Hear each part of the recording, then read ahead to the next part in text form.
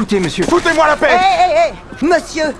Ça, c'est une agression. C'est pas une agression, c'est lui qui a levé la main sur moi. Calmez-vous, on essaie juste de vous aider. Si vous continuez, vous allez perdre votre insigne. Ce jour-là, Kyle provoque un grave accident, après avoir conduit en état d'ivresse. Les pompiers évaluent d'abord l'état de la mère et de sa fille. Le pouls est faible, mais bien présent.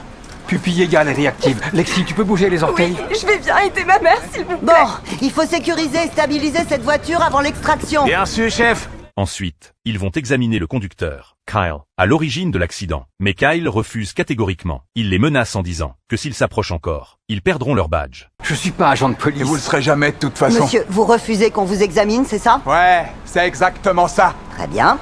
Les pompiers veulent seulement vérifier s'il est blessé, mais Kyle est hors de lui. Il est même à 2 doigts d'en venir aux mains avec un pompier. Comme Kyle refuse d'être soigné, la femme demande à la police de le placer immédiatement en garde à vue. Mais son collègue ne semble pas d'accord. Tu peux me dire pourquoi les ivrognes sortent toujours indemnes des accidents qu'ils causent?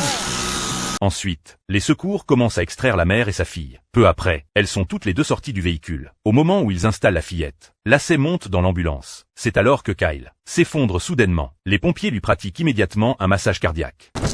Qu'est-ce qui s'est passé? Il était debout à parler, ses propos sont devenus incohérents et il s'est effondré. Je prends le relais.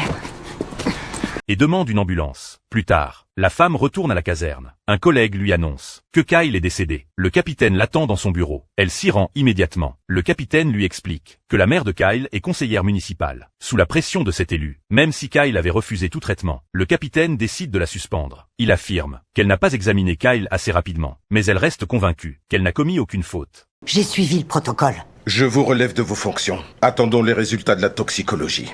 Je vois. Vous pouvez rentrer chez vous.